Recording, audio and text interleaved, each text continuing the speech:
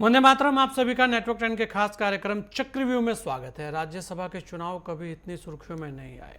Cross voting पहले भी हुई है, लेकिन इस बार खासकर हिमाचल और यूपी के राज्यसभा के चुनाव में क्रॉस वोटिंग ने सियासत में भारी हलचल मचा दी है। यहां तक कि हिमाचल में सुखविंदर सिंह सुक्खू सरकार पर संकट खड़ा हो गया। उधर यूपी में बीजेपी ने सभी 8 सीटें जीतकर सपा को सकते में डाल दिया है। राज्यसभा के इन चुनावों ने पूरी गणित ही बदल दी। पासे किस तरह चले, बिसात किस तरह बिछी, इसी पर सियासी जो पंडित हैं वो अपना अपना आकलन कर रहे हैं। लेकिन जो कुछ हुआ सबको उसने चौंका दिया है। खासकर हिमाचल में एकाएक ऐसा सियासी बवंडर उठेगा, शायद ही कल तक किसी की कल्पना हो।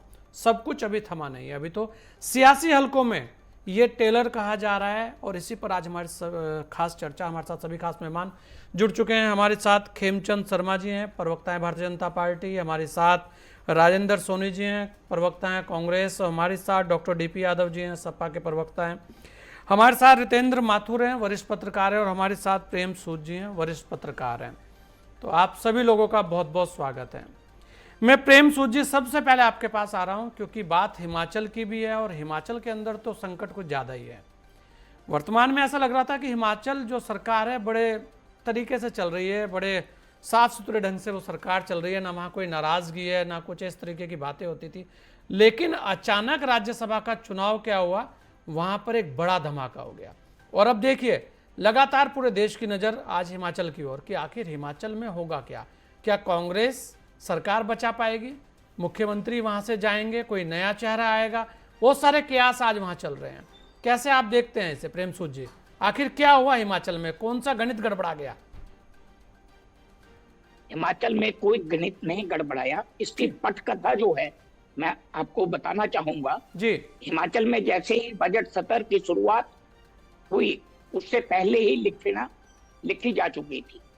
क्योंकि धर्मशाला के विधायक सुधीर शर्मा, हमीरपुर जिला से संबंध रखने वाले अर्जिंदर राणा समय समय पर सरकार को अपने बयानों से और उलझा रहे थे। उससे संकेत मिलना शुरू हो गए थे कि कांग्रेस के भीतर सब कुछ सही नहीं है। क्योंकि आप देखेंगे हिमाचल के अंदर कांग्रेस को बीजेपी ने चुनौती नहीं दी, कांग्रेस को कांग्रेस के भीतर से ही चुनौतियां मिली हैं।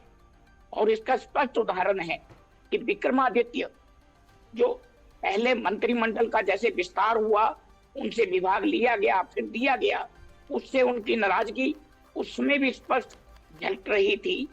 और कांग्रेस हाईकमान इसको समझने में नाकामयाब रही, जिसका नतीजा ये हुआ कि विधायकों ने राज्यसभा का चुनाव घोषित होने के साथ ही ऐसी रणनीति या ऐसा चक्रव्यूह रचा कि कांग्रेस सरकार जो है वो बहुमत में होने के बावजूद अल्पमत में आ गई। पर प्रेम सूद जी, आप देखें कि आखिर कांग्रेस से ही ऐसी चूक क्यों हो रही है कि वो अपने जो विधायकों की बात है वो समझने में नाकाम हो रहे हैं। लगातार हर जगह इसी तरीके की स्थितियां हैं, बड़े बड़े चेहरे चले जा रहे हैं। क्योंकि कांग्रेस को संगठन नहीं चला रहा, कांग्रेस को हाईकमान संचालित करते। हाँ। और हाईकमान को जो पिक्चर बड़े नेता दिखाते हैं वो उसी के अनुरूप निर्णय लेती है, फैसले लेती है। धरातल पर क्या चल रहा है, किसकी नाराजगी है, तो ये एक बड़ी विडंबना है। जो सबसे पुरानी पार्टी, राष्ट्रीय पार्टी कांग्रेस, आज हर स्टेट में उसका ये हाल गड़बड़ाया है। हालांकि इसके पीछे का मुख्य कारण अगर आप एनालिसिस करें तो यही निकलेगा कि ये पार्टी हाईकमान द्वारा कंट्रोल की जाती है। और हाईकमान को जो पिक्चर उसके चहेते नेतागण उसके समक्ष रखते हैं या जैसा वो चाहते हैं वो वैसा करते जाते हैं, और निचले स्तर पर असंतोष जो है वो फैलता जा रहा है। अच्छा प्रेम सूद जी, असंतोष की बात हो रही है वहां पर, और जिस तरीके से 6 विधायक तो पहले ही एक चर्चा में है कि उन्होंने क्रॉस वोटिंग किया। उसके अलावा अभी विक्रमादित्य ने भी इस्तीफा दिया है मंत्री पद से। उन्होंने कहा है कि मैं हालात देखकर निर्णय लूंगा, इस तरीके की बातें भी आ रही हैं। तो ऐसे में आपको क्या लगता है कि क्या चेहरा बदलने से सरकार बच जाएगी? चेहरा बदलने से भी सरकार शायद ही बचे, क्योंकि मेरे पास ऐसी भी जानकारी है कि दिसंबर माह में भी जो सुक्खू सरकार के बड़े सशक्त मंत्री या उनके नजदीकी नेता हैं, वो भी आरएसएस के प्रमुख नेताओं के साथ दूसरे राज्यों में बैठ के करते रहे हैं। और वो उस समय भी ये कियास लगाए जा रहे थे कि कांग्रेस के भीतर कभी भी बड़ा भूचाल आ सकता है, और हर नेता ने अपनी अपनी अगली रणनीति जो है वो तय कर ली है। मतलब आपको लगता है चेहरा एक बदलने बात से कोई खास फर्क पड़ने वाला नहीं है, संकट के बादल छाए रहेंगे? हो सकता है कि टेम्परेरी समय के लिए सरकार बच भी जाए, लेकिन बड़े लंबे समय तक ये सरकार अब चलने वाली नहीं है हिमाचल प्रदेश में। जी, राजेंद्र सोनी जी, देखिए आप क्योंकि राजेंद्र सोनी जी, प्रेम सूद जी ने बहुत कुछ हिमाचल के लिए कहा और तस्वीरें आपके भी सामने हैं। आखिर जो सबसे बड़ी एक बात है कि आखिर बार बार कांग्रेस कहाँ चूक जाती है कि जो धरातल पर असंतोष रहता है वो हाईकमान तक नहीं पहुंच पाता, और जब सारी चीज़ें निकल जाती है तब हाईकमान सक्रिय होता है कि अब देख लिया जाए। आप देखें कि ये एक दिन क्या बवंडर नहीं है कि केवल राज्यसभा का ये बवंडर है। देखिए, आपने जो आज प्रश्न उठाया है, और अभी मुझसे पहले जिनसे आपने बातचीत करी उन्होंने भी काफी कुछ बताया है, लेकिन मेरा ये मानना है कि देखिए, हर चीज में, हर ऑर्गेनाइजेशन में एक रेवोल्यूशन आता है। ये जो भगदड़ मची हुई है, ये जैसे आपने कहा कि नीचे के लेवल पर असंतोष है, वहां पे असंतोष नहीं है। कांग्रेस का जो ग्रास रूट का जो वर्कर है वो आज भी मजबूती के साथ कांग्रेस के साथ है। ये जो मलाई खाने वाले जो लोग हैं, जो मौका लोग हैं, ये हर जगह होता है। जब भारतीय जनता पार्टी से कांग्रेस में नहीं आते लोग, आते हैं लोग। ये मौका प्रस्ती हमेशा चलती रहती है, राज को पाने की नीति है। जो लोग इस तरह से व्यवहार कर रहे हैं उसको जनता भी देख रही है, उसको भारतीय जनता पार्टी देख रही है। आने वाले समय के अंदर मैं आपको यकीन के साथ कहना चाहता हूं कि दुनिया में कोई ऐसी रात नहीं बनी जिसका सवेरा नहीं हो। ये रेवोल्यूशन है, जिन लोगों ने जाना है वो जाते रहे। पार्टी है उतनी ज्यादा निखर के आएगी और नए लोगों को मौका मिलेगा। जिस तरह से हमारी पार्टी के अंदर एक आवाज उठती है कि जो योग्य व्यक्ति है, जो ग्रास रूट का व्यक्ति है, उसको मौका मिलना चाहिए। जगह खाली हो रही है, हम तो इसको एक उत्सव के रूप में मानते हैं। आने वाले समय के अंदर जो हमारा प्लेनरी सेशन छत्तीसगढ़ के अंदर हुआ, जो उदयपुर के अंदर नव संकल्प जो घोषणा पत्र था हमारा, उसके अंदर जो फैसले लिए गए थे, जो कड़े फैसले लिए गए थे, उसके अनुरूप आने वाले समय में आप अखिल भारतीय कांग्रेस कमेटी स्तर से लेकर के प्रदेश और जिला और मंडल स्तर तक एक नया। पर राजेंद्र सोनी जी, आप देखिए, आपने उत्सव मनाया, आपसे छत्तीसगढ़ चला गया, आपने उत्सव की बात की, आपसे मध्य प्रदेश चला गया, आपके उत्सव में आपसे राजस्थान चला गया। आज स्थिति ये हो रही है कि आपसे हिमाचल जाने की स्थिति में है, पंजाब भी आपका ऐसे ही चला गया। आखिर आप कह रहे हैं कि ग्रास रूट पर कांग्रेस बहुत मजबूत है, लेकिन लगातार आपके जो बड़े बड़े चेहरे हैं जा रहे हैं। सुनो तो सही सर सुनिए। हाँ बोलिए, आप ही से सवाल है। राजस्थान की जो बात आप करते हैं ना, हाँ, वो किस तरह से गया है, उस पे जो हमारी चुनावी प्रणाली है, जो ईवीएम से हो रहा है, उस पे हम सवाल उठा रहे हैं, पूरा देश सवाल उठा रहा है। वो उस तरह से गया है। पंजाब के हालात अलग थे, हिमाचल प्रदेश के हालात है वो मौका प्रस्ती का एक नमूना है। वहां पे अगर असंतोष है तो जो बात हाईकमान तक पहुंची है, अगर वहां का मुख्यमंत्री बदलना पड़े तो डेफिनेटली बदला जाएगा। इसमें क्या है, ये तो असंतोष की बात है। हाँ। दोनों परिस्थितियां अलग है। हम राजस्थान, मध्य प्रदेश और छत्तीसगढ़ के जाने के जो पीछे जो कारण है वो चुनावी प्रणाली है, ईवीएम का मामला है। हाँ। जो आज सुप्रीम कोर्ट में हमारे जो पूरे लॉयर हैं, जो सब लोग इस बात को समझ रहे हैं, देख रहे हैं, उठा रहे हैं, वो कारण है इसका। ये अच्छा, कर्नाटक और हिमाचल उसका पार्ट नहीं था। मैं कह रहा हूँ कि मौकाप्रस्त लोग जा रहे हैं, जाए। कांग्रेस पार्टी तो एक ऐसा भवन है जिसके दरवाजे नहीं है। आने वाले का भी स्वागत है और जाने वाले का भी स्वागत है। कांग्रेस के हमारे पूर्व अध्यक्ष राहुल गांधी जी से जब भी आप बात कर लो, हाँ, वो यही बात कहते हैं, ठीक है, जिसने जाना है वो जाए। हम भी उस बात का पूरा जाएं, दिल खोल जाएं। जगह नहीं है, जाना है वो जाए। बिल्कुल, ये बात होनी भी चाहिए। रतेंद्र माथुर जी भी हमारे साथ हैं, मुस्कुरा रहे हैं आपकी बात को लेकर। माथुर साहब, अगर आप देखें कि इस राज्यसभा चुनाव ने जो 2024 का गणित है वो सबका गड़बड़ा दिया, पूरे गठबंधन का गड़बड़ा दिया।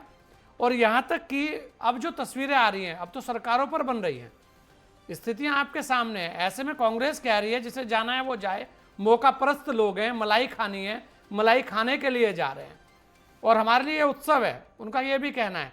माथुर साहब, आखिर क्या लगता है आपको? उधर अखिलेश यादव लगातार प्रयास करते हैं, लगातार प्रयासरत हैं और गठबंधन होता है, मजबूत गठबंधन होता है, लेकिन उनके साथी उनके पास से चले जाते हैं। राहुल गांधी लगातार मेहनत कर रहे हैं, जगह जगह यात्राएं निकाल रहे हैं, उनकी सरकार पर बनाती है और उत्सव है। क्या कहेंगे आप, कैसे देखते हैं इस सारे प्रकरण को? जी जी, पहली बार ऐसा चुनाव हुआ है देश के अंदर। हेलो, जी जी जी बोलिए, आवाज आ रही है? आवाज आ रही आती। तो पहली बार देश के अंदर राज्यसभा का ऐसा चुनाव हुआ है जिसने पूरे बहुत शांत दिखने वाले राज्यों को भी भूचा ला दिया उन्होंने। हाँ। अब उत्तर प्रदेश में तो कोई उम्मीद नहीं थी किसी को कि समाजवादी पार्टी के साथ टूट फूट हो सकती है, और वहां पे भी एक कैंडिडेट उनका हार गया जो अखिलेश जी का बहुत प्रिय था, चीफ सेक्रेटरी थे उनके, रंजन साहब, वो हार गए। और बाकी एक उनके पुराने दोस्त थे वो जीत गए। और इसी तरह हिमाचल का हाल तो बहुत ही जबरदस्त रहा कि हिमाचल के लोगों ने, देखिए वो जो सोनी साहब अभी कह रहे थे, बात सही है कि ग्रास रूट के जो कार्यकर्ता हैं वो इनके साथ हैं, बात सही है। पर ग्रास रूट का कार्यकर्ता जब आपके साथ कैंडिडेट जब खड़ा करते हो पार्टी का, तो उसको वोट तो दिला देता है वो, पर वो जाके बाद में भाग जाता है उस पार्टी को छोड़ के। जब दरवाजे खुले हैं तो दरवाजे खुले हैं तो भाई आने के लिए भी खुले हैं और जाने के लिए भी खुले हैं, तो लोग गड़बड़ कर जाते हैं। अब जैसे मनु संघवी साहब को खड़ा करा तो वहाँ नीचे लोगों से बातचीत नहीं की, विधायकों से बात नहीं की गई। मनु संघवी साहब पे, मतलब वहाँ के जो इस समय विधायक है, उनका कहना था कि ये आदमी जो है सुप्रीम कोर्ट में हिमाचल प्रदेश के खिलाफ जो कोर्ट केस लगाए हुए लोग हैं उनका वकील है आदमी कोर्ट में। तो निश्चित वो लोग नाराज थे और सुबह संघवी साहब ने उनके साथ नाश्ता किया, तब तक उनके साथ थे। दोपहर को जब वोट पड़ने लगे तो शायद वो लोग कहते थे नाश्ता ठीक से नहीं कराया था इसलिए हमने वोट नहीं दिए इन्हें, ऐसे करके बेचारे हार गए। तो ये स्थितियां जो बनती हैं, तो ये सब समझने वाली चीजें इन लोगों के लिए कि यहाँ कांग्रेस के अंदर जो समझना चाहिए इनको कि अपना जो ऊपर से आप कैंडिडेट तय करते हो उसको एक समन्वय करके तय करो। हाँ। आप ग्रास रूट के वर्कर्स तो आपके भी आपके साथ जुड़े हुए हैं, और वो बेचारा जिसको वोट देगा वही कल को भाग जाएगा, पार्टी छोड़ के जा सकता है। तो आप इतना मजबूत आदमी कैंडिडेट खड़ा करिए और कमजोर आदमी कैंडिडेट मत बनाइए। एक चीज तो इनकी पार्टी के हित की बात है। दूसरा तो सबके हित की बात है कि कांग्रेस इस तरीके से लड़े उस मुद्दे को लेके कि हम लोग जो है किस मुद्दे को लेकर लड़ रहे हैं और आगे हमको कहाँ तक लड़ना है। हम एक विपक्ष का पर माथुर साहब, आपको लगता कि एक समन्वय की कमी दिखती है? अगर हिमाचल जैसी जगह पर सरकार पे संकट आ रहा है तो समन्वय की कमी दिखती है कहीं ना कहीं। जो बात सूद साहब ने कही कि ऊपर जो तस्वीर है वो साफ नहीं करी जा रही, नहीं हो रही, वहां तक उन तक खबर नहीं पहुंच रही है। मतलब जैसे राहुल जी के स्तर पर बात छटके जाती है या बिल्कुल जाती नहीं है कहना चाहिए, और वो बिल्कुल ध्यान नहीं दे रहे हैं इस चीज पे, ये भी समझिए। जैसे यूपी तो उनके हाथ से बिल्कुल लगभग चला ही गया है, अब हिमाचल एक उनका स्टेट था, ऐसे तेलंगाना में भी उनका मजबूती है, कर्नाटक में भी लोग हैं। पर वहाँ जो लोग काम कर रहे हैं उनको थोड़ा देखें कि इस तरीके से एक तरफा पब्लिक को बात नहीं करें, मतलब अब जनता के विरोध बोलने के लिए, क्योंकि आम आदमी को बाद में फिर जनता के बीच में जाना पड़ता है ना। तो जनता का जो विरोध है वो समझती है, तो ग्रास रूट पे कार्यकर्ता को झेलना पड़ता है आखिरी में। आप देख रहे हैं अभी तो उन्होंने सोनी साहब ने बोला है कि भाई यहाँ पर तो आया राम गया राम रहेगा, इससे हमें कोई फर्क नहीं पड़ता। और रही बात हारने की, तो चुनाव ईवीएम ने हराया है, वो ये भी कह रहे हैं। जहां जिताया है वहां ईवीएम सही तो हाँ, अभी तेलंगाना में आप जीते तो ईवीएम ने जिताया आपको, मालूम है आपकी बात को, अगर ऐसी मानते हो। कर्नाटक में आप जीते, वहां भी ईवीएम ने जिताया। हिमाचल में कुछ दिन पहले जीते हो आप, और बाकी जगह बाकी पार्टियों के लोग जीत रहे हैं, तो क्या ईवीएम जिता रही है उन्हें? तो ऐसा ईवीएम का नाम लेके मतलब ये क्या है, कमजोर बयान है।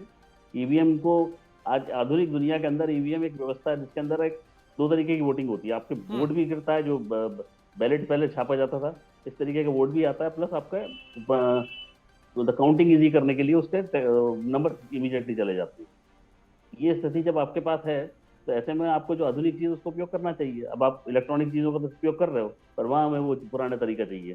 क्यों चाहिए उसका भी कारण बता देता हूँ मैं आपको।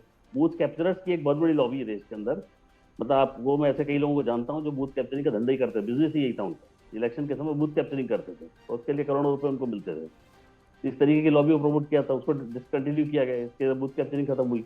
ये गुंडागर्दी तो देश में खत्म हुई, ये बहुत बड़ी समस्या थी। अब आप सीधे आए हो तो अब आपको खाली कैडर को मोबिलाइज करना, आपको एक्चुअली काम करना नहीं, और आपको पॉलिसीज के साथ काम करना है। लोग पसंद करेंगे तो आपको वोट देंगे, बिल्कुल क्यों नहीं देंगे। लेकिन वही तस्वीर की बात है कि तस्वीर जो साफ है वो नजर नहीं आती। यहाँ उत्तर प्रदेश के अंदर भी ऐसे हालात बने हुए हैं। डॉक्टर डीपी यादव जी भी हमारे साथ हैं। डॉक्टर साहब, अगर आप देखें, क्योंकि ये कहा जाता था कि सपा के अंदर इस तरीके की टूट होती नहीं है, अधिकतर देखने में नहीं आई, कभी कभार की अगर बात छोड़ दें, लेकिन यहाँ पर राज्यसभा का चुनाव और आपके छत्रप गए हैं और वो लोग गए हैं जो आपके साथ कंधे से कंधा मिलाकर बुरे समय में भी खड़े रहे। आखिर ऐसा क्या हुआ कि आपके यहाँ पर भी ऐसी स्थितियां आ गई कि आपका जीता जिताया कैंडिडेट हार गया? कहीं ना कहीं चूक हुई अखिलेश जी से, या विधायकों का जो समन्वय था जिसकी बात अभी हो रही है कि तस्वीर शायद आपके यहां भी साफ सुथरी नहीं पेश की जा रही? जी देखिए, ये बहुत गंभीर विषय है और जो कल का ये राज्यसभा के लिए चुनाव हुआ है, इसमें जिस प्रकार से लोगों ने अपना पार्टी के प्रति वफादारी और समर्पण प्रदर्शित किया, कहीं ना कहीं ये चिंता का विषय है। देखिए, अब 2024 का लोकसभा चुनाव नजदीक है और जो ये राज्यसभा के लिए चुनाव हुआ है, कहीं ना कहीं पार्टी इसको अब गंभीरता पूर्वक ले ली। इन्होंने पहले ही आईना दिखा दिया कि किस प्रकार से ये जो कहते थे, चिल्लाते थे, पार्टी के प्रति वफादारी प्रदर्शित करते थे, समर्पण प्रदर्शित करते थे, कहीं ना कहीं इनकी नियत में खोट है। और पार्टी के राष्ट्रीय अध्यक्ष आदरणीय श्री अखिलेश यादव जी ने जैसा कि कहा है कि इनके ऊपर कार्रवाई भी होगी, तो आने वाले समय में निश्चित रूप से ऐसी कार्रवाई होगी कि वो एक नजीर बनेगी।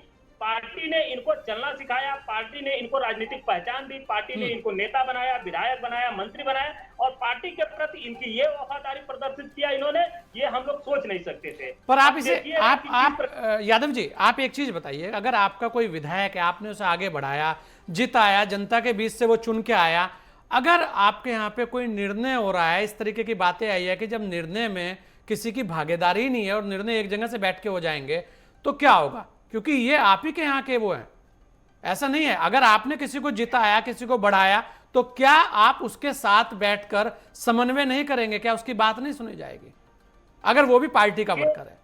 ऐसा नहीं था कि हमारे पास कैंडिडेट नहीं थे। ये लोग जिन्होंने क्रॉस वोटिंग किया है, वहां पर इनसे अच्छे भी कैंडिडेट थे, लेकिन पार्टी ने कहीं ना कहीं इन पे विश्वास करके इनको अगर टिकट दिया था, तो क्या ये नहीं था कि वहां पर कैंडिडेट नहीं थे? कैंडिडेट निश्चित रूप से वहां भी थे। जो भी विधायक बने हैं उनके पास कहीं ना कहीं हमारे पास अच्छे कैंडिडेट थे, लेकिन पार्टी ने अगर इनके ऊपर विश्वास किया था, तो इनका क्या यही कर्तव्य बनता था कि पार्टी ने अगर किसी को उम्मीदवार बनाया है, तो क्या ये उससे परे जाकर के अपना निर्णय कहीं ना कहीं पार्टी के ऊपर थोपते? निश्चित रूप से ऐसा इनको नहीं करना चाहिए था। और जनता के बीच में भी वफादारी को लेकर के इनकी छवि बहुत धूमिल हुई है। और मैं आपको बता दूं, ये अगर निर्दलीय चुनाव लड़े या किसी भी पार्टी से चुनाव लड़े, आने वाले समय में ना तो ये विधायक बनने वाले हैं, ना तो ये सांसद बनने वाले हैं। इनकी जमानतें जब्त हो जाएंगी। जितने लोगों ने भी ऐसा जो है जघन्य अपराध किया है राजनीति में, ये कहीं ना कहीं विश्वास और समर्पण और जो है जो आपका जो वफादारी होती है, ये भी कोई चीज होती है। डॉक्टर साहब, अभी तक जो चुनाव हुए हैं, उपचुनाव जिसमें आपके लोग गए हैं छोड़ के, अभी तक तो किसी की जमानत जब्त हुई नहीं है। अभी तक तो सब लोग जीत के आते हैं आपके यहाँ से। अभी हमारा प्रत्यक्षम किम प्रमाणम घोषित से किया हुआ दारा सिंह चौहान के क्या हालात हुए? पूरी तरीके से दारा सिंह चौहान हारे हैं। तो ये नजीर बनेगा। आप देखिएगा, माननीय राष्ट्रीय अध्यक्ष श्री अखिलेश यादव जी, आदरणीय शिवपाल सिंह यादव जी जो आगे कदम उठाने वाले हैं, ये लोग कल्पना नहीं कर सकते हैं कि हमारी राजनीतिक पृष्ठभूमि किस प्रकार से हमारे जमीन नीचे से खिसक जाएगी, इनको पता भी नहीं चलेगा। नहीं, वहां की जनता राम में वो कह रहे हैं कि वहां की जनता भी चाहती है कि राम में आज की तारीख में जो वर्तमान का उत्तर प्रदेश के अंदर माहौल है, ऐसा भी तो हो सकता है उनकी जनता यही चाहती हो। देखिए, जनता उत्तर प्रदेश की सिर्फ ये चाहती है कि भारतीय जनता पार्टी के कुशासन से कैसे छुटकारा मिले। ये क्योंकि विधायकों द्वारा चुने जाने वाले राज्यसभा सदस्य, अब जनता का चुनाव होगा। जनता वोट डालेगी 2024 के लोकसभा चुनाव में। बेतहाशा महंगाई को लेकर चुनाव होगा, चरम पे जो बेरोजगारी है उसको लेकर के चुनाव होगा, देश पे जो कर्जा बढ़ रहा है उसको लेकर के चुनाव होगा, कानून व्यवस्था पर चुनाव होगा, जो चिकित्सा के हालात चरमरा गए उस पर चुनाव होगा। जनता अपने जो प्रतिनिधि चुनेगी, निश्चित रूप से देखिएगा समाजवादी पार्टी के प्रतिनिधि को चुनेगी। अब इन लालचियों को, इन भगोड़ों को कहीं से भी जनता प्रश्रय नहीं देने वाली है और जनता क्या समाजवादी पार्टी इनको कहीं से भी इनका मौका नहीं देने वाली है। चलिए, मौका देना भी नहीं चाहिए क्योंकि ऐसी बहुत सारी चीजें हैं। अगर हम बात करें खेमचंद जी, ये कहा जा रहा है कि लगातार भारतीय जनता पार्टी ने हर जगह एक अलग तरीके का माहौल क्रिएट कर रखा है, हर जगह तोड़फोड़ की बात करती है, चाहे उत्तर प्रदेश की बात हो, चाहे हिमाचल की बात हो, और सबके लिए जो भारतीय जनता पार्टी है उसके दरवाजे खुले हुए हैं। आखिर जब आप इतने सारे लोगों को ले लेंगे तो आपके भी जो वर्कर हैं, आपके भी जो ऐसे लोग हैं जिनको सदन में जाना चाहिए, क्योंकि ये सब लोग आएंगे तो किसी ना किसी शर्तों पे ही आएंगे, तो ये भी बहुत सारे आरोप हैं। उसके अलावा आपके यहाँ भी स्थितियां कैसी रहेगी, क्योंकि जो आया राम गया राम है वो जरूरी नहीं है, क्योंकि ये बात रतिंदर माथुर जी ने बोली कि ऐसे भी लोग हैं जब आपके यहाँ नहीं होगा तो तब दूसरी जगह चल पड़ेंगे। खेमचंद जी। जी नमस्कार संजय जी। नमस्कार जी। देखिए, जो समाजवादी पार्टी है, जिस तरीके से उन्होंने पिछले कुछ समय से सनातन का विरोध किया, हिंदुओं का विरोध किया, भारतीय संस्कृति का विरोध किया, अपीजमेंट की पॉलिटिक्स की, उसकी वजह से उनकी लीडरशिप में बहुत बड़ा बिखराव है, बहुत बड़ा विरोध है। क्योंकि उन्होंने एक तरफा ऐसे लोगों को प्रमोट किया जो सनातन का विरोध करते हैं, सनातन को बेइज्जत करते हैं, बार बार गालियां देते हैं और उन पर कोई कार्रवाई नहीं की। उसके बाद दूसरा, आदरणीय प्राइम मिनिस्टर मोदी जो योगी जी उत्तर प्रदेश में विकास की एक तरीके से गंगा बहा रहे हैं। हर गांव में, हर टाउन में, हर व्यक्ति को उस विकास का फायदा मिल रहा है, केंद्रीय योजनाओं का फायदा मिल रहा है, किसानों को सीधा मदद मिल रही है, किसानों को इस समय बीमा मिलता है, अगर कोई भी आपदा आती है किसानों को बहुत ही सस्ते इंटरेस्ट पे ऋण मिल रहा है। अब आज उनको किसी के सामने हाथ नहीं फैलाना पड़ता। आयुष्मान भारत के तहत उनको अच्छा हेल्थ की सुविधा मिल रही है। हमारे स्कूलों को इक्विप किया गया है, जिला हॉस्पिटल को बेटर किया गया है, इक्विप किया गया है। तो जो जनता का दबाव है इनडायरेक्टली विधायकों पे कि भाई आप मोदी जी को, योगी जी को मजबूत करो, वो भी कहीं ना कहीं इस फैक्टर में उसने एड ऑन किया है, उसने योगदान दिया है और विधायक मजबूर हुए, विधायक कहीं ना कहीं मोटिवेटेड हुए कि वो योगी मोदी जी को वोट करें और मोदी जी को मजबूत करें। इन्हीं दो कारणों की वजह से, वन, जो एसपी ने जिस तरीके से सिर्फ एक परिवार, एक व्यक्ति को प्रमोट किया और हिंदुओं का विरोध किया, सनातन का विरोध किया, वो। दूसरा, जो विकास की लहर यूपी में योगी मोदी जी की वजह से, इन दो कारणों की वजह से विधायकों ने भारतीय जनता पार्टी के कैंडिडेट को वोट किया और वो चाहते हैं कि भारतीय जनता पार्टी और मोदी जी मजबूत हो ताकि देश का खेमचंद जी, आप ये कह रहे हैं कि जो मोटिवेशन की स्पीच दी आपके विधायकों को, वो जो सपा के विधायक थे और कांग्रेस के विधायक थे उनको भी अच्छे से समझ में आ गई, तो इसलिए वो भी मोटिवेट हो गए कि चलिए भारतीय जनता पार्टी की जो मोटिवेशन स्पीच है इसमें हमें जाना चाहिए। संजय जी, योगी जी जब बोले तो सबके लिए बोले और सभी माननीय सदस्यों ने उसको सुना और जनता ने भी सुना। और माननीय सदस्य एरिया में जाते हैं, गांव में जाते हैं और अपने लोगों से बातचीत करते हैं, जो उनके वोटर्स हैं वो कहते हैं कि आज की सरकार अच्छा कार्य कर रही है। क्यों अखिलेश जी लगातार ऐसे लोगों को प्रमोट करते हैं जो हिंदुओं का विरोध करते हैं, जो राम का विरोध करते हैं, सनातन को गाली देते हैं, सनातन के बारे में अपशब्द बोलते हैं, क्यों ऐसे लोगों को प्रमोट करते हैं? और क्यों अखिलेश जी आम कार्यकर्ताओं को आगे नहीं आने देते? क्यों सिर्फ एक परिवार के लोग ही पार्टी पे कब्जा किए बैठे हैं? क्यों बार बार कुछ ही चेहरों को आप राज्यसभा में भेजते हैं? ये बहुत सारे कारण थे जिसकी वजह से विधायकों का मन बदला और उन्होंने भारतीय जनता पार्टी का साथ दिया। और ये बहुत लॉजिकल है, जो जनता चाहती है वही नेता करता है और आज जनता चाहती है योगी जी और मोदी जी मजबूत हो और वही हो रहा है। खेमचंद जी देखिए, पहले स्वामी प्रसाद मौर्य जी आपके यहाँ थे, आप उन्हीं की तरफ इशारा कर रहे थे अभी, उसके बाद वो वहां गए और अब उनको भी छोड़कर चले गए। नहीं, जब तक हमारे साथ थे तब तक उन्होंने इस तरीके की बातें नहीं की। उनकी बेटी हमारे साथ है, इस तरीके की बातें नहीं कर रही हैं, लेकिन इनके पास गए क्योंकि कहीं ना कहीं वहाँ एसपी में फॉर्मूला ये है, जितना आप सनातनियों को गाली दोगे, जितना आप हिंदुओं को गाली दोगे, जितना आप कट्टरपंथियों को खुश करोगे, उतना ही आपको प्रमोशन मिलेगी। और हमने देखा उनको प्रमोशन मिली, उनको एमएलसी बनाया, उनको महामंत्री बनाया, वो बार बार बोलने दिया। और इस तरीके की एक दो नहीं, बार बार रिपीटेटिव ऑफेंडर की तरह उन्होंने काम किया, लेकिन उनपे उनका आशीर्वाद बना रहा। वो खुद छोड़ के गए, उनको भी अभी निकाला नहीं। तो ये सब दिखाता है कि वहाँ के जो नेता हैं, जो अच्छे नेता हैं, उनको अपना मुंह दिखाना भारी पड़ गया। जब एरिया में जाते हुए लोग कहते थे, अरे यार तुम कैसे आदमी हो, कैसी पार्टी में हो, तुम तो हिंदुओं को, राम को, सनातन को गाली देते हो, भारत को गाली देते हो, योगी मोदी जी जो अच्छा काम कर रहे हैं लगातार उनकी बुराइयां करते हो।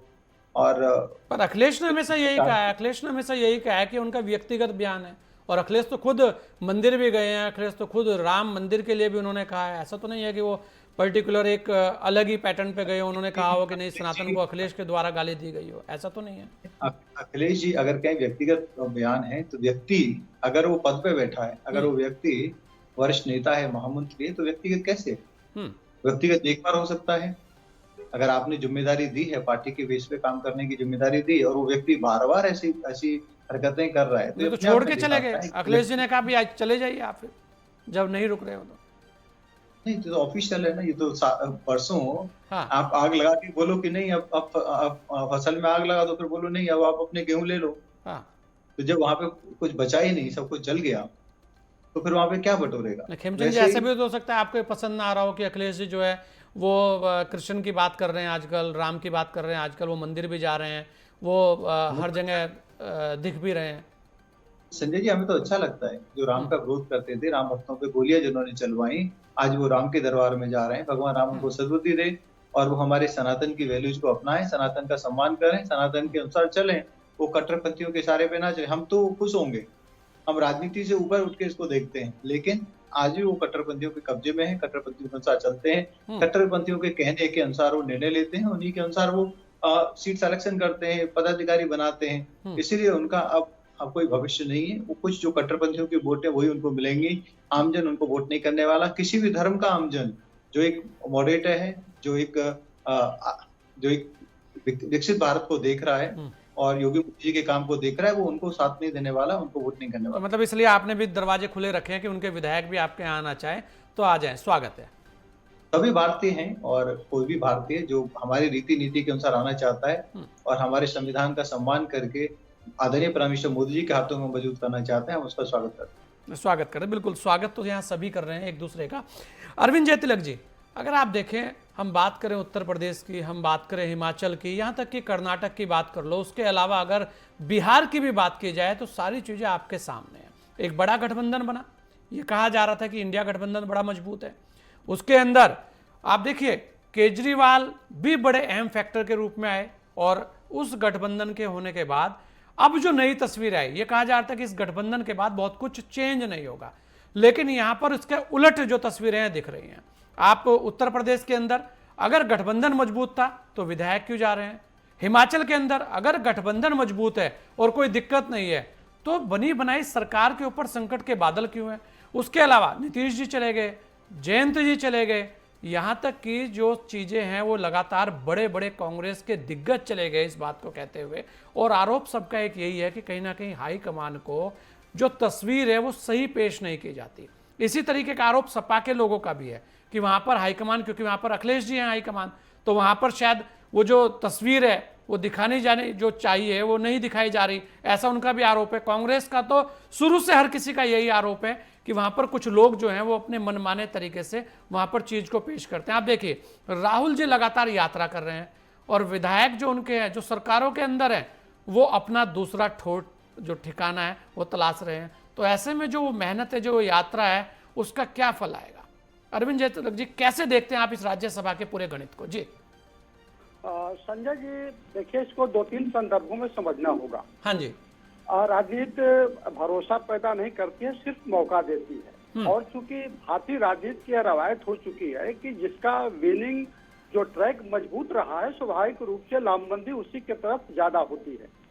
अब देखिए लगातार जो है मोदी सरकार चुनाव जीतती आ रही है, 14 में जीती, 19 में जीती, बाकी राज्यों में भी उसका जो परफॉर्मेंस अभी आपने देखा 3 राज्यों में, स्वाभाविक रूप से जनता में एक जो संदेश गया है कहीं ना कहीं जो है वो जमीन पर परकुलेट किया है, पहली चीज।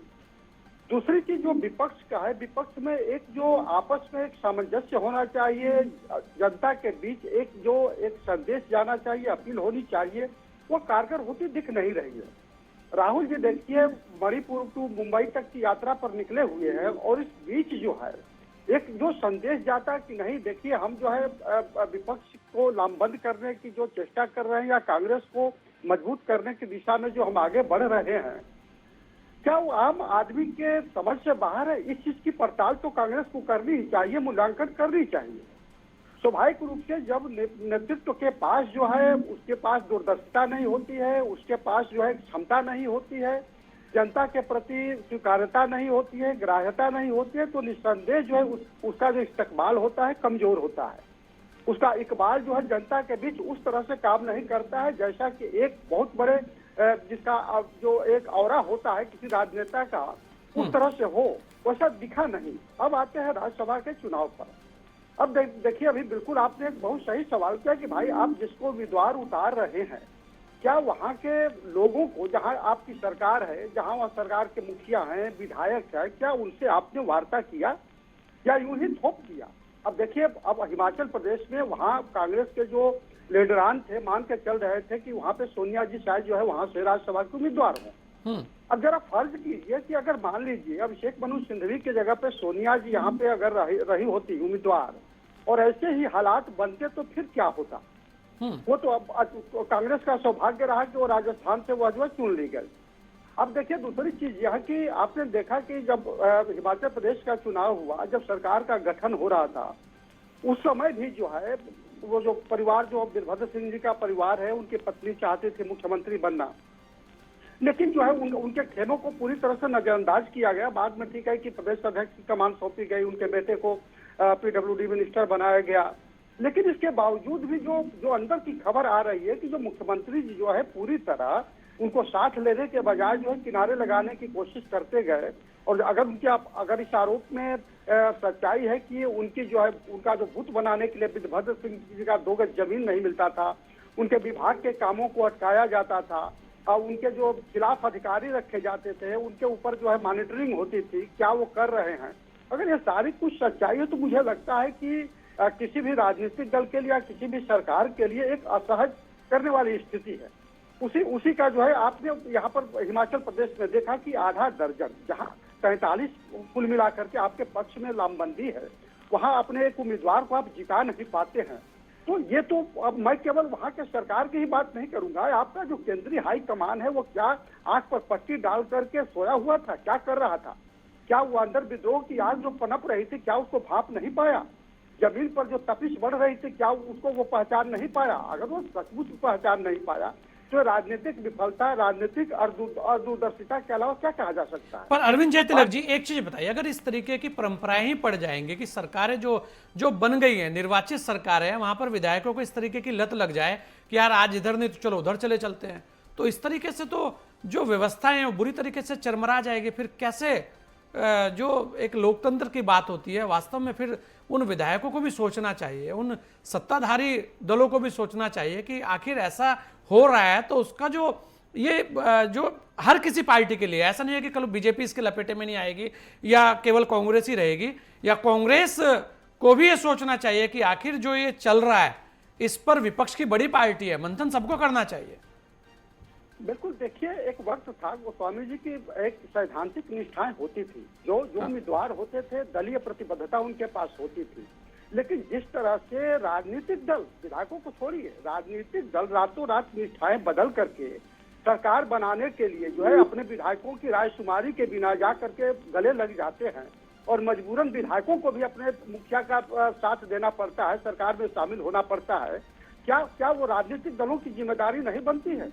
हाँ। अब देखिए आप याद होगा आपको 2009 के आसपास जो है परमाणु करार के मसले पर जब जो है पूरा विपक्ष, उसमें कम्युनिस्ट पार्टी भी थे, आदरणीय मुलायम सिंह जी भी थे, सभी तय किए कि नहीं जो है हम लोग कांग्रेस के समर्थन वापस लेंगे, लेकिन एक ही रात के बाद जो है किस तरह से समाजवादी पार्टी जो है कांग्रेस का समर्थन करती नजर आई और बाद में कम्युनिस्टों ने उनके ऊपर क्या क्या गंभीर आरोप लगाए। क्या ये रेखांकित नहीं करता है कि आपकी जो एक सैद्धांतिक विचारधारा थी, पार्टी लाइन थी, आप गैर कांग्रेसवाद का नारा देते रहे जीवन भर और जा करके सरकार बनाने के लिए गले पड़ जाते हैं कि नहीं हमें सेक्युलर चाहिए, तो स्वाभाविक रूप से आपके विधायक भी तो उसी तरह के आचरण व्यवहार करेंगे, चाहे भाजपा हो या कांग्रेस। और एक और है अरविंद जी, जो सारे प्रकरण चले हैं, ऐसा नहीं है कि कोई ये दूध के धुले आज जो आरोप लगा रहे हैं भारतीय जनता पार्टी के ऊपर, सबने कहीं ना कहीं इस तरीके के प्रकरण किए हैं, जो किया है वो अब सामने भी आ रहा है सबके। गोस्वामी जी आपको तो सब कुछ याद है, 2009 का इसी उत्तर प्रदेश में लोकसभा का चुनाव हो रहा था। चुनाव से पहले कल्याण सिंह की पार्टी से आदरणीय मुलायम सिंह जी जो है गठबंधन कर लिए। वो कल्याण सिंह जिनके ऊपर जो है बाबरी मस्जिद ढहाने का जो है सबसे बड़ा आरोप था, बाद में आपने देखा कि आजम सिंह साहब जो है अलग हो गए। ये किस तरह की सैद्धांतिक प्रतिबद्धता है आपकी? क्या उस समय के विधायक जो रहे होंगे क्या उनको अच्छा लगा होगा? बिल्कुल अच्छा नहीं लगा होगा। आप अपने मतलब के लिए गले लग जाए तो ये केवल विधायकों की ही बात नहीं है, जो शीर्ष नेता है, जो मुखिया है, जो नीति और कार्यक्रम तय करते हैं, वो सरकार बनाने के लिए, लाभ लेने के लिए जब गले लगते हैं तो भाई क्या आपके विधायक आपके रियाया है क्या? तो कहा जाता है महाजनों ये गता सब पंथा, जैसा आपके नेता करेंगे वैसे आपके विधायक करेंगे। और वही सब कुछ होता हुआ दिख रहा है, वही सब कुछ होता हुआ दिख रहा है। राजेंद्र सोनी जी, देखिए सबसे बड़ी चीज है कि कांग्रेस एक बड़ा विपक्षी दल है और कांग्रेस सब जगह आप देखेंगे कि पूरे देश के अंदर एक ऐसी पार्टी है जो हर जगह उपलब्ध है, हर जगह है उनकी उपस्थिति। ऐसा नहीं है कि कांग्रेसी कहीं नहीं है, पूरे देश के अंदर हर जगह उपस्थिति है। लेकिन धीरे धीरे कर कर कांग्रेस की जो स्थिति है वो आज आपके सामने है। आखिर ऐसा कांग्रेस के ही अंदर क्यों हो रहा है कि आज कांग्रेस के बड़े बड़े दिग्गज छोड़ के जा रहे हैं? क्या वो सारे मलाई खाने के लिए जा रहे थे जो आपको चलाते आए हैं, जो बड़े बड़े छत्रप थे, और वो छत्रप केवल ये कह दें कि केवल कांग्रेस ने ही बनाया, तो फिर तो कांग्रेस जो परिवार है वो भी कांग्रेस के नाम से बना है, उन्हें भी इन सब छत्रपों ने मिलकर बनाया। तो ऐसा नहीं कहा जा सकता, सारे लोग थे। आखिर ऐसे चूक बार बार कहां होती है? और ये आरोप लगता है बार बार कि कांग्रेस के अंदर जो और लोग बैठे हैं, जो नीचे के स्तर पर बड़े ऐसे चेहरे बैठा दिए हैं जो सही तस्वीर पेश नहीं करते। उनको पता है राजेंद्र सोनी जी मजबूत है और मेरे पाले में नहीं है, तो राजेंद्र सोनी जी फिर मजबूत नहीं है। ये जो तस्वीरें पेश की जाती है उसका खामियाजा यहाँ भुगतना पड़ता है। और उसके अलावा आप जब समय निकल जाता है तब आप कहते हैं कि सारा का सारा दोष जो है वो भारतीय जनता पार्टी का है या ईवीएम का है। मौका आप देते हैं। बिल्कुल सही, आपकी बात बिल्कुल सही है। भारतीय जनता पार्टी ने जिस तरह से धनबल का प्रयोग करके नई परंपरा स्टार्ट करी है, लोकतांत्रिक प्रक्रिया को चोट पहुंचाने का जो काम किया है, उसके अंदर उसी भारतीय जनता पार्टी के साथ साथ कांग्रेस के वो लोग भी हैं जो लालच में आते हैं। आपकी बात सही है। भारतीय जनता पार्टी को हम ज्यादा ब्लेम करने की बजाय हमारा जो इंफ्रास्ट्रक्चर है, हमारा जो आंतरिक प्रशासन है, हम उसको बहाल करने की तरफ हमें कदम बढ़ाने चाहिए। और जो लोग मजबूत हैं और जो लोग वाकई में जनता से जुड़े हुए हैं, राजेंद्र सोनी जी सरकारें आप भी बनाते थे, तोड़फोड़ आप भी करते थे, वो व्यवस्थाएं आपकी भी रही है। एहतराम करता हूँ। और एज ए कांग्रेस का एक कार्यकर्ता होने के नाते मैं कांग्रेस हाईकमान को भी ये सलाह देना चाहता हूँ कि आने वाले समय के अंदर अपना जो आंतरिक जो डेमोक्रेसी है उसको बहाल करने की दिशा में नए कदम बढ़ाएं, नई भर्तियां करें। और ठीक है, ये ताजा जो हालात है वो चिंताजनक तो है, हम इस पे कुछ भी कह दें, लेकिन एक सचेत करने का काम इन्होंने कर दिया है, कांग्रेस को अलर्ट मोड में डाल दिया है। मुझे तो एक लाइन याद आती है कि जरा सी बात पर परसों के याराने गए, चलो अच्छा हुआ कुछ लोग पहचाने गए, कुछ लोग पहचाने गए। नहीं, ऐसे बहुत सारे लोग आपके यहाँ आए, आपके यहाँ चले गए, खाली पहचानने का आप काम करते रहे और भारतीय जनता पार्टी को आप कह कहकर आगे बढ़ाते रहे। आज आप कहते रहे कुछ भी, लेकिन भारतीय जनता पार्टी ने एक व्यवस्था तो बदली है। आपको कहीं ना कहीं आप कह रहे हैं अलर्ट में, अगर आप अलर्ट होते तो आज जो तस्वीरें हैं वो कुछ और होती। मैं सूद साहब भी हमारे साथ हैं।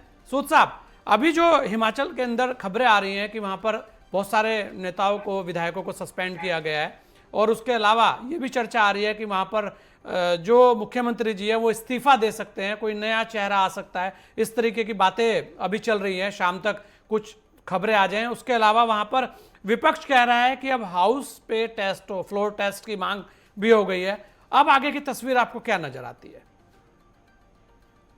मैंने जैसे पहले भी कहा कि प्रथम दृष्टा तो ऐसा नहीं लगता कि कोई राजनीतिक खतरा जो है सुक्खू सरकार के ऊपर बड़ा ज्यादा है। हाँ। अगर आज भी हाईकमान रूठे हुए विधायकों और खासकर वीरभद्र खेमा, मतलब जिसमें प्रतिभा सिंह जिसको हेड कर रही हैं, विक्रमादित्य सिंह है या अन्य विधायक हैं, इनकी बात को मानकर एक मध्य मार्गीय रास्ता अगर अपना लेगी, और मेरा ख्याल फिल वक्त तो ये एक राहत मिल सकती है सुक्खू सरकार को, लेकिन ये लंबे समय तक नहीं चलने वाला, क्योंकि बीजेपी ने बिना किसी मेहनत की जो एक व्यूह रचना रची है, अब उसे पार करना कांग्रेस हाईकमान के बस की बात नहीं। मतलब आपको लगता है प्रेम सूद जी कि वहां पर भारतीय जनता पार्टी ने एक ऐसा चक्रव्यूह रच दिया जिसके अंदर कांग्रेस फंस गई? ये बिल्कुल सत्य तौर पे, और इसके लिए जिम्मेवार स्वयं कांग्रेस सरकार है। अब कांग्रेस सरकार के विधायक सुबह नाश्ता करते हैं, दोपहर को वोट नहीं डालते, उसके बाद हरियाणा चले जाते हैं और शाम को मुख्यमंत्री स्टेटमेंट देते हैं कि उनका किडनैप हो गया है। तो ये सारी चीजें दर्शाती हैं कि हमारा जो प्रशासन पे सीएम की पकड़ है वो कितनी है। इसके लिए किसी और को दोष देना, प्रेम सूद जी, ऐसा हो रहा है कि आपके विधायक घूम के सारा का सारा ठीकरा भारतीय जनता पार्टी के ऊपर फोड़ दो। अब भाई विपक्ष में भारतीय जनता पार्टी है तो फायदा तो उन्हें मिलेगा ही। विधायक तो आपके कमजोर है, आपकी कमजोर पकड़ है। प्रेम सूद जी, जी, केवल प्रशासन के ऊपर भी आपकी कमजोर पकड़ हाँ। स्पष्ट।